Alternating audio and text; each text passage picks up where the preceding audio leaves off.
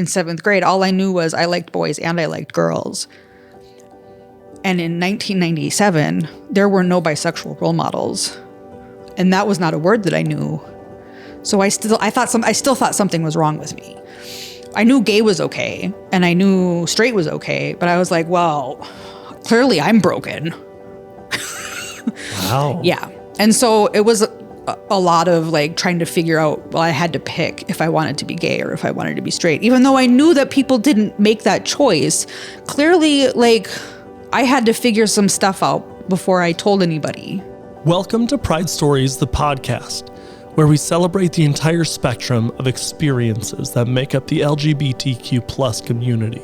I'm your host, Max Kringen, from Tellwell Story Co. and Studio. On this podcast, we're committed to creating a safe, supportive, and inspiring space for our guests and listeners alike. So join us as we explore the heartwarming, sometimes painful, and always inspired stories that make us who we are.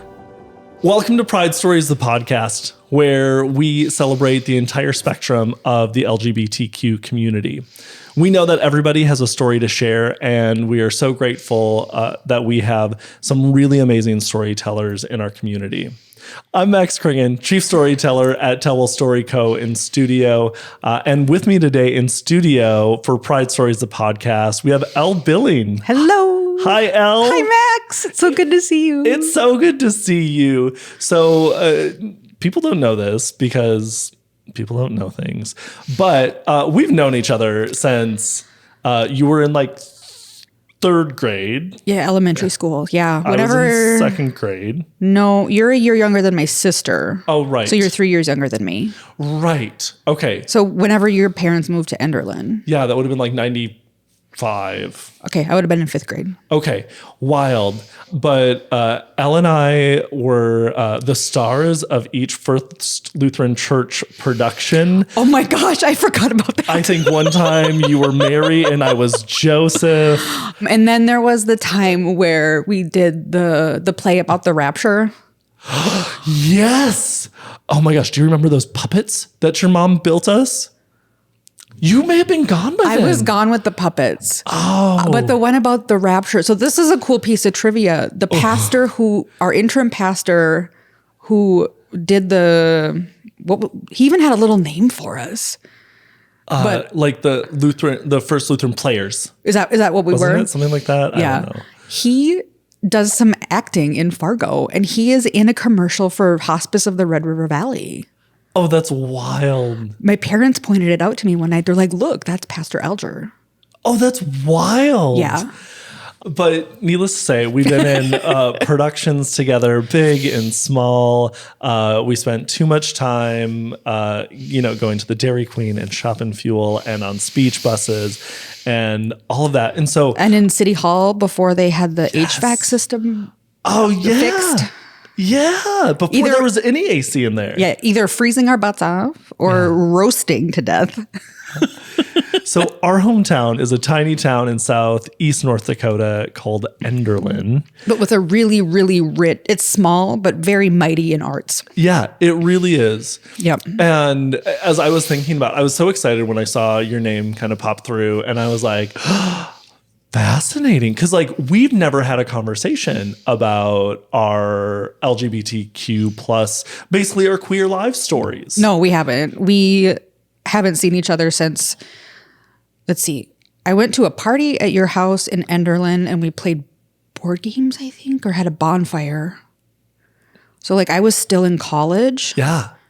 But like that was the last time we saw each other. And like I was out to a few people in my life, but not to my family yet. Yeah. Yep. And what is also like interesting about like just like our queer stories is your sister was probably the first person that was finally like, hey, do you know that you're gay? And she did it in the most loving of ways. This was well after high school, and we were just on the phone, and I think I was telling her about like a girl issue that I was having, and she's like, "Hey, can we just talk about this real quick?" And it was very sweet, and it was finally like, "Oh, yep, yeah, okay, yeah." I didn't know about that. And she was very caring about it, but it was just a funny experience where, other people know before we do. That's interesting you bring that up, because my my mother prides herself on having a gaydar, yes, and having she does. a very good one. She tried to get my sister, by the way, who is not gay, but who now says she's, somewhere under the rainbow, right? She's just like, I don't know what it is, but it's there. Tried to get my sister to come out as gay, like through all of high school. And she never suspected that I was queer, ever. Well, you always had a boyfriend. I did. Right? Like, Yep. And I married my high school sweetheart. Mm-hmm. I also divorced my high school sweetheart. But like, she never suspected. And I was the one who was always like really curious about the queer community, and like, but like in a really like, there might be something there that's important kind of way. Yeah. So basically, we grew up in a small town, arts community, queer, growing up in the Lutheran church. I don't know that I'd classify either of our parents as like traditional conservatives. Oh, my parents definitely not. No. And my parents, after moving to Minnesota and getting out of North Dakota, became like these Subaru liberals. It's very sweet, because you can only imagine John driving a Subaru, but he loves a Subaru. That's great. Yeah. I love that. No, my parents, our family have always been pretty active in the Democratic Party, as far as like my grandpa was like an election like official, and like our family was always really involved politically that way, like not like out in public, but like supported. Like my cousin was an intern for Byron Dorgan obviously years ago, but when she was in law school. So like that's never been, they've never been on like the conservative side of that issue. Yeah. Thankfully. I think that would have made things a lot more difficult. Fair. We can talk about history stuff for just like a couple more minutes, and then we can like jump in, because I would really want to hear your pride story and really talk about who is Elle of today. But like, one thing that was really fascinating about growing up queer in the Lutheran church, I always saw your family as like pillars in the church, right? They were, and maybe that's too big, but they serve the church. They serve the church. They serve the church. Very active in the choirs, Sunday school. Your mom was my Sunday school teacher for many a year. She taught me many important things, specifically how not to take communion like a shot. And I thought you were going to say not to wear high heels with bad heels on them, because they get stuck in the top of the carpet at the top of the stairs and you fall down. Well, that I think happened maybe once or twice. It did. She did fall down the stairs at church with her high heels. Yeah. Oh, I thought in front of the whole Sunday school class. Yes. Okay. That's the one people usually remember. I didn't know the shot glass thing. Yeah. But like, you had a cousin who was openly gay, and they would come back and he would sing in the choir, and he would do special music like for church services. And I think that may have been my first time like engaging with, experiencing like somebody who was openly gay. And I remember your mom talking about it in Sunday school a little bit and being like, he's just John. Yeah. So John's actually my godfather. He's the oldest cousin, and I'm like the second youngest. So there's like because of the age differences in my family, he's like quite a bit older than me. He came out when I was in 7th grade. And this kind of leads into like my queer story a little bit. When I was like in 3rd or 4th grade, my mom started sewing for Tellwell. After a couple years, she started taking me with her.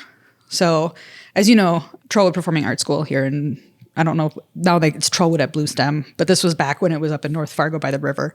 Incredible performing arts school, bringing in like directors and costume designers and stuff from like New York. That was my first real experience with gay people. And I was like, this is a really cool place to be. And also we were in the costume shop. So I was like this 10-year-old kid sewing costumes, and there's high school kids all around trying costumes on. And the energy was really like tangible. And looking back, I can see that it felt important, but the word important didn't really Like, that's not how I would have described it then. It was just cool. It was cool to be there. Like, I knew I was a kid and I was sewing for like high school kids. And I knew that Tellwell was an important part of Fargo. And I was like, 10-year-olds don't get to do this. This is cool. And now I can look back and go, that was really important. And so I already had some exposure to gayness and queerness through Tellwell. I broke my wrist the first year I was sewing for them. I was in basketball camp in Enderlin. I'm not an athlete. I broke my wrist playing basketball. And the costume designer signed my cast. And that was like the coolest thing I think that ever happened to me in my life, was that this costume designer from New York signed my cast at Tellwell. So fast forward, my cousin, when I'm in 7th grade, we're sitting around the kitchen table. My parents were like, we need to talk to you about something. The reason that we were dairy farmers up until then, and my cousin was our herdsman. Well, he had decided to move to Chicago, and we were going to sell the dairy. Now, to me, that was the part that was traumatic, because like, if we weren't dairy farmers, who were we? So I was already wrestling with that. And my parents said, the reason John is moving to Chicago is so he can be with the person that he's going to be dating. And his name is Tom. And I was like, oh, pass the potatoes. Like, I was like, oh, it was just like my response to my cousin being gay was pass the potatoes. It was not a big deal. What was upsetting was that we weren't going to be milking cows anymore. That was the only adjustment I really needed to make in my concept and expectations of our family. I missed my cousin a lot. He lives in Denver now. He's married to a fabulous Canadian named Rob, who we adore. They come home often. When they got married, my grandma she was quite old and couldn't fly out there, so they Skyped her into the wedding. It was great. Like you said, John would come back and sing in the choir. He was still part of the family. Like, I'm sure his version of the story is quite different. He had his own growing pains and things with his part of the family, and that's not my story to tell. But as far as kind of paving the way for me to know that my parents would basically be okay if and when I came out. But at the time, in 7th grade, all I knew was I liked boys and I liked girls. And in 1997, there were no bisexual role models. And that was not a word that I knew. So I still thought something was wrong with me. I knew gay was okay and I knew straight was okay, but I was like, well, clearly I'm broken. Wow. Yeah. And so it was a lot of like trying to figure out, well, I had to pick if I wanted to be gay or if I wanted to be straight, even though I knew that people didn't make that choice. Clearly, like, I had to figure some stuff out before I told anybody. And I didn't really figure out what bisexuality was until college. And that is what it's like to grow up queer in a small town. Yeah. In the 90s. Yeah. Yeah. That feels spot on. With like, you can objectively know you can objectively realize something, but like subjectively and internally still not be able to like totally comprehend it. Yeah. And you're doing it alone. Yes. And you're figuring that stuff out alone. Well, we can keep going down this path. Yeah. But I would actually. Yeah, fine, whatever. I realize I love that, like, we're 20 minutes in and this feels like it's been like 3 minutes. But what I'd really love to get into, and really is the point of this story, I want to introduce people to Elle. Yes. So for anybody who doesn't know, who is Elle? Elle is me. Elle, if I know. I've been hanging on to that for like 20 minutes. Like, I'm going to use it. Perfect. It is a perfect way to go. So yeah, I know how to build a soundbite. Okay, so for a while, I split my life into the time before and the time after. So the time before is prior to 2013. Perfectionist, highly driven, workaholic, teacher of the deaf and hard of hearing out in Idaho. And married to my high school sweetheart, super involved in my church. And at that point, I was also playing roller derby. So I was just like driven. Some people knew that I was bi My ex-husband did. Oh, spoiler. Ex-husband, yeah. But like my parents didn't, like my siblings knew. My ex's family, did he told them yet? I don't know. It's like, it's hard to suss out now. Anyway, in 2013, I asked for a divorce and I got hit with my first migraine attack, which lasted for 23 days. All of that happened in like the last half of the year. The divorce was finalized at the beginning of 2014, and it took most of 2014 to get my migraines under control. And I don't remember most of that year. I am still fairly debilitated by migraine attacks when they happen. The medication that I'm on now is, I wouldn't be able to afford it if it wasn't for health insurance. And it makes me a little dopey. But better than the med I was on before was even worse. Like, they call it Dopamax it's Topamax, but like they call it Dopamax. It's an anti-epileptic and it makes you kind of spacey. So really my life is sort of divided into this time before where I had energy and drive and ambition and I was go, workaholic, perfectionist. And then this time after where I've had to learn to rest and say no. And eventually, during the pandemic, switching to remote teaching deaf kids on a screen that's only this big, and you have 9 screens within the screen and trying to track them all visually. My eyes are really sensitive because of the migraine disease.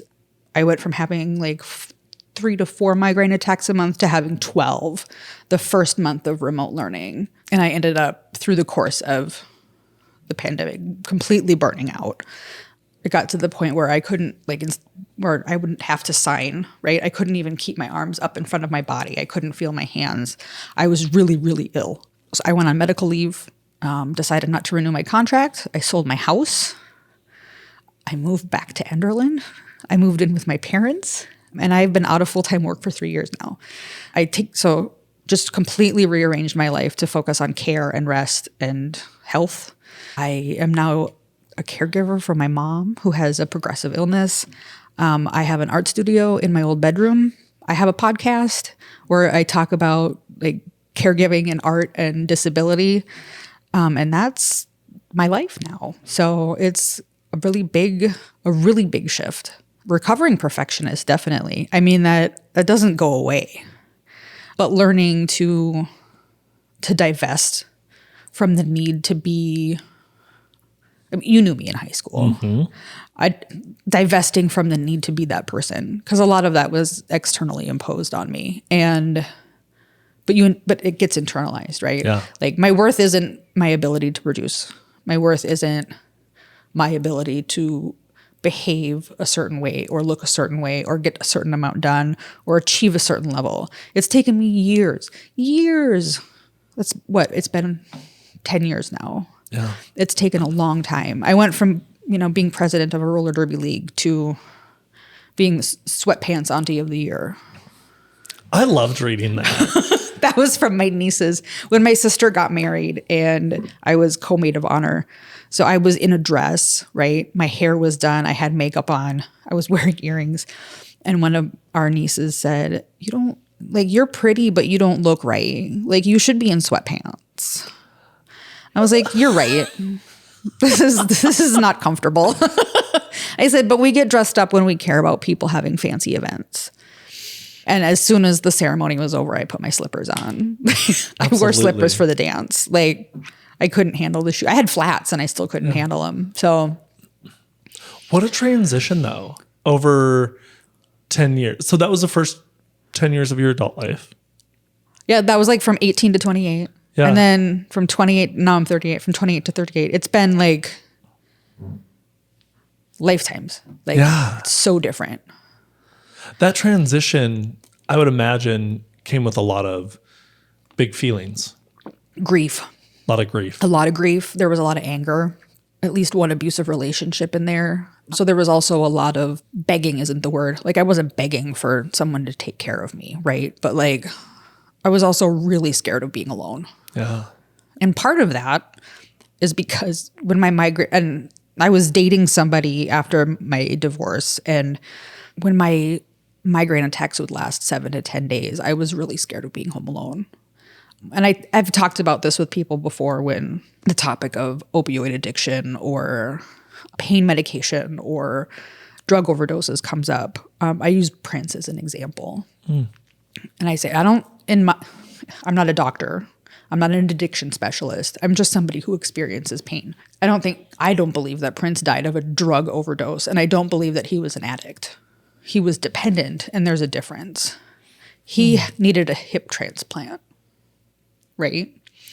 But he didn't get one because he was a Jehovah's Witness. And when you get a joint a hip replacement. And when you need a joint replaced, you have to sign off on blood transfusions. And Jehovah's Witnesses don't accept blood transfusions. So he had a bad hip. It was bone on bone. That is incredibly painful. Prince was in excruciating pain every single day of his life. So yes, he was dependent on pain medication to get through his day. Having been in situations where I am in so much pain that I would do almost anything to make it stop, it's terrifying. It's like really scary to be in so much pain and to not remember if you've already taken your medication. And I wasn't even on anything serious enough that it would have like killed me if I took it twice. But when you're in that much pain and all you can think about is making it stop or making it just go away enough to rest or relax, I can absolutely see how someone could have an accidental overdose. Yeah. You talk a lot about pain management. Remind me of the term for like long-term. Chronic, yeah. Chronic. On your podcast. I do, yes. I interview a lot of disabled people and I talk about my own experience a lot.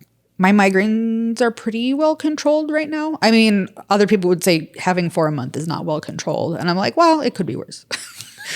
But it could be 12. Yeah, it could be 24. 12. Yeah, it could be 12. That first month was really bad. And I have medication to even once one hits, I can stop it pretty fast. I went 3 months without that medication though too, and that was really terrible. I also have fibromyalgia and PMDD and a bunch of other complicating factors. So I do talk about chronic pain and chronic illness a lot, and I interview other people who live with various disabilities and illnesses as well. Can you shout out the podcast? Yeah. Sorry. My podcast is called HOORF. That's HOORF. And the subtitle is Radical Care in a Late Capitalist Hexscape. I love that you use hexscape. Well, yeah, because my dog named it HOORF. So like, you know, when you speak Doge or whatever it's called, dogs say heckin', right? Plus I thought hexscape it's just me. It's just me. It really is. It really is. I love that. And I also love that you've taken, if I can be so bold as to say like, what would probably kill a lot of people? And you've taken it and you've not only lived with it, but you're also trying to do good and provide education and have something potentially good come from it. Yeah, it's the only thing I know how to do. So are you a fan of Florence and the Machine? Lightly. I am a fan of their music. I know nothing more than that. Okay, so I'm a little obsessed. So the way my sister's a Swiftie is kind of how I feel about, oh my God. I'm just, side note, Katie is a Swiftie? Huge. Like, I don't get it. I was going to say that does not compute to me, but that's all right. It's also been a minute since I've seen her. So yeah, I don't get any Swifties, to be honest. But like people probably don't understand why I'm obsessed with Florence and the Machine. But I saw a meme that my partner sent me that said, Florence and the Machine writes music for gays with religious trauma who try to move things with their mind when no one is looking. And I'm like, yeah, that's pretty much it. That pretty much nailed it. So anyway, in Dance Fever, which was the album that came out after I can't say after the pandemic, people are still dying, but like that was Florence Welch's pandemic album. I'm not going to be able to remember the lyrics if I'm not like singing or listening to the song, but there is a line where she said, "Is this how it is? Is this how it's always been to exist in the face of suffering and death and somehow still keep singing?" And then the next line is, it's like Christ upon the cross who died for us, who died for what? Don't you want to call it off?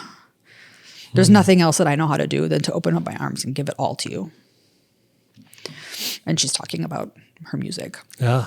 I don't know what else to do. Like, I mean, life is complicated and emotions are complicated. And I think on my Facebook profile, I said I'm a balanced flavor profile of unbridled joy and righteous indignation. And I used to think I had to pick one or the other, and just be one thing. And I'm like, I have never been just one thing. I've always been really complicated. It's one of the reasons that I've always loved you. It's always been fun. And it's, I would also say it's one of those things when you get face to face again and you're like, where you been for the last 20 years? And like, you know what I mean? Like dying. Well, I mean, that's what I'm learning. Yeah. No, I survived. I'm okay. I'm okay. I had a good support system. Well, even when I was dating that really terrible person, I had a good support system that helped me get out of that. So I want to transition a little bit into kind of the point of the podcast. Oh yeah. Right. The gay stuff. The gay stuff, but maybe more so than even the gay stuff. But I just really want to know, like, what is Elle's pride story? What are you proud of? Oh gosh. I'm still here. I've been sober since 2018. I'm pretty proud of that. I actually just did an interview with somebody on my podcast about gray area drinking. That space between people being able to call you an alcoholic and sobriety, right? That sort of nebulous gray area that most of us probably fall in, where it's like, well, I'm still functioning, and where you can sort of justify the choices, right? They were really bad choices. And I stopped drinking in 2018, and it made a huge difference in actually my physical health, my neurological health and everything. I mean, I'm still a sick, chronically ill person, but making the decision to stop drinking entirely made a huge difference in all of that. And in like my emotional health as well. Alcohol is a depressant. And it turns out it impacts how your medication works. Who knew? I knew. I was like, don't all the commercials say that? Yeah. But I mean, but who listens to those commercials? Right. And you don't notice, and honestly, you don't notice it when it's happening because you're in it. Right. So I'm pretty proud of that. I'm a community taught painter. Like, I haven't taken art classes, but I'm selling paintings. I'm pretty proud of that. What's a community taught painter? Oh, so a lot of people say they're self-taught. Yeah. But I didn't teach myself. I've been taught by my friends. Right. Like, I've sought mentors, right? But I don't have a formal art education. So I say community taught because it's accurate. Yeah. I have a good relationship with my parents. I think that is something to be proud of. I think one of the hardest moments for that, though, besides being in my late 30s and going home to live with my parents, which is hard, but multi-generational living is something most of the world does. Mm-hmm. And the way that our country, our culture kicks kids out when they're 18 and their brains aren't even fully developed yet is so cruel and arbitrary. And I think leads to a lot of trauma for everybody. That's a whole nother episode. Yeah. I think one of the hardest parts, even before I thought I would ever move home, was telling my parents that I'm polyamorous. So we talked before about growing up in the church, and so telling my parents that these friends that I had brought home for Christmas for a couple of years were my partners. And they're married to each other, and I am dating both of them. And my parents already really liked them. Yeah. And they're, it's like I had sort of couched it as this friend is trans and their parents rejected them and they don't get to go home for Christmas anymore. Can they come to Christmas with us? And my parents were like, of course they can. Of course they can. Like, we welcome everybody here. Why wouldn't they be able to come? And I'm like, cool. And so they had come to Christmas for a couple of years. And when we were home, it must have been the second Christmas they were home with me. We're like, so we really feel like it's important that we level with you and tell you exactly what's going on here. And so we're like not just friends. We're like together. And I don't think my dad had ever heard of something like that. Oh. And my mom, I don't think she had either, but maybe she had. I don't know. My mom had more questions. My dad was just really quiet. But then the next day we had Christmas with my mom's family. So it wasn't like there was even time to process information. But like they hugged everybody. The next day they're like, you know, we're happy to have you in the family. And they hugged us, everybody, and said that they loved us. And one of my partners comes, now that I live here, comes and stays with us for like 2 to 3 months out of the year and helps with like does all the lawn mowing for my dad when my dad is busy in the fields and stuff. And it's getting to the point now where my dad's like, when's Ricky coming? Like, it's already almost April. And we have a group text. It's me and my dad and Ricky. And it's all baseball and memes and puns. And like, it's nice. I was really, really worried about that. Yeah. And it's been okay. I did not think it was going to be okay. Yeah. You know, and my dad said, you know, it took some getting used to, but like, it's all above board, so it's okay. Like, no one's getting hurt, he said. So, like, I honestly, I don't know how he feels about it on the inside. You know, he might really have a problem with it, and he just wants us happy, you know? But from what he's told me to my face, you know, we're good. Yeah. Dan's a good guy. He is. Dan's a great guy. I would say he's wonderful. So your relationship with your parents, you're alive, your involvement in the art community. Yeah. What else? What did I say when I filled out my form? What did I tell you? You talked about being active in your family. Oh, yeah. And like I'm an auntie. Aunt. Yeah. I like being an auntie. Yeah. I didn't end up having any children. I didn't end up birthing any children of my own, which for a long time was a point of grief for me. And there are times when it still is. But my health being what it is now, it's like, oh, it worked out. You know, two things can be true at once. Yeah. But my stepkid graduates in June from high school. So that's pretty rad. That's been a fun relationship. And I have a godchild out in Idaho who graduates this May. So I have 2 graduations to go to, one in Idaho, one in Chicago. Try to get to both of those. They're opposite directions. But we're going to make it work because those are important relationships to me. And then I have, you know, I wasn't around when my brother's son was growing up. I got married when he was 7 and then moved to Idaho right away. And now he's like 20, he turns 23 this year. So I missed like the fun growing up years, and he's a cool guy, but like he's an adult now. But like my brother's younger kids, I'm getting to be around for them and spend a lot of time with them and be the cool sweatpants auntie. I love that. So as we think about the Elle of tomorrow, as we think about the Elle of the future, what's next? More art. Always more art. Always more art. I have more ideas than I will ever be able to paint. That's the problem with being a creative person. I'm sure you're familiar with that. You have the idea list is always longer. Yeah, more art, more love. That sounds more hate, more love. No, it doesn't. No, it doesn't. It doesn't, especially when the work that you do is advocacy. Yeah. Right? You advocate for those folks who are chronically ill. You advocate for disabled. You advocate for more art and more understanding. And so like the idea that like hopefully love is in the future and more of it, especially during like a pretty turbulent political time, especially as we are like blue dots in a pretty red area. Yeah. I don't think that's silly. Yeah, you're right. I just want, it's like, I'm having a pretty good day. So I'm like, I just want more good days. I want my meds to keep working. I would like my disability determination to be finalized so I don't have to stress about money. Like, I've been waiting.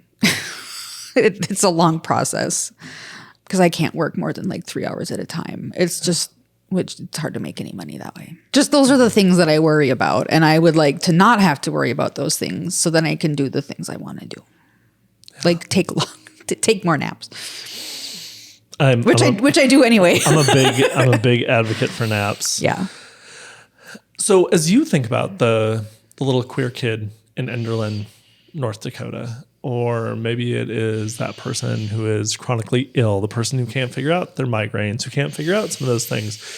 As you just think about like Elle of 10 years ago, What advice do you have for anybody else who's been through a similar journey or even a really different journey? It's okay to ask for help.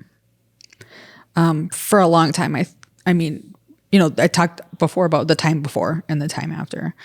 For a long time, I bought into that idea of like independence, right? And like doing things on my own and being a strong, independent woman. Well, it turns out I am not strong. I am not independent. And I'm pretty gender fluid. I'm none of those things. And that's okay. I like who I am now a whole lot better than I like who I was. Than I liked. I was pretty miserable, actually, when I thought I was this strong. I was not holding my shit together at all. Can I say that? Yeah. Okay. I was like, oh. Swearing is empowered, encouraged on this podcast. Okay.